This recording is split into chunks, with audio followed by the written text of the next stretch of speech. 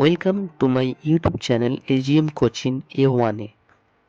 আজ আমি তোমাদের সঙ্গে আলোচনা করব ওয়ার্ড ও সিলেবেল সম্পর্কে। তো চলো শুরু করা যাক।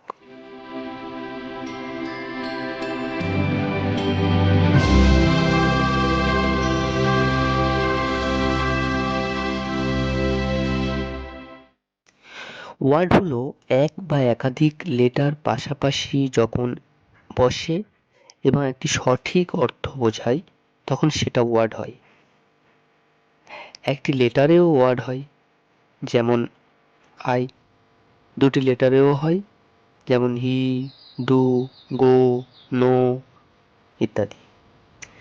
ঠিক এমনভাবে 3, 4, 5টি লেটারেও ওয়ার্ড তৈরি হয়। সিলেবেল। সিলেবেলের বাংলা অর্থ হল শব্দাংশ, অর্থাৎ শব্দের অংশ বা অংশসমূহকে সিলেবেল বলে। একেবারে একটি ওয়ার্ডের যতটুকু অংশ উচ্চারণ করা যায় তাকে সিলেবেল বলে। উচ্চারণ অনুসারে সিলেবেলকে 4 ভাগে ভাগ করা যায়, যথা মোনোসিলেবেল, ডাইসিলেবেল, ট্রাইসিলেবেল এবং পলিসিলেবেল। যে ওয়ার্ডগুলি একেবারেই উচ্চারণ করা যায় তাকে মোনোসিলেবেল বলে, যেমন I, he, she, you, cat ইত্যাদি।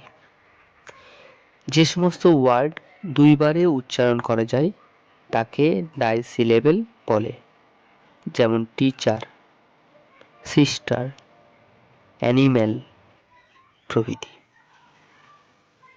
যে সমস্ত ওয়ার্ড 3 বারে উচ্চারণ করা যায় তাকে ট্রাইসিলেবেল বলে, যেমন বিউটিফুল, কনসোনেন্ট, কন্ডিশন প্রভৃতি।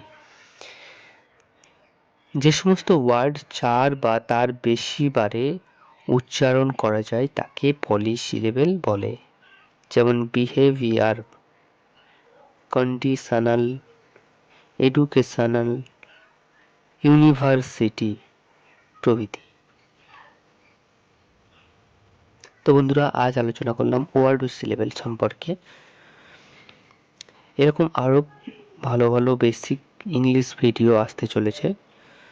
তো ভিডিওটি কেমন লাগলো জানাতে ভুলো না। যদি ভালো লাগে অবশ্যই একটি লাইক করতে ভুলো না।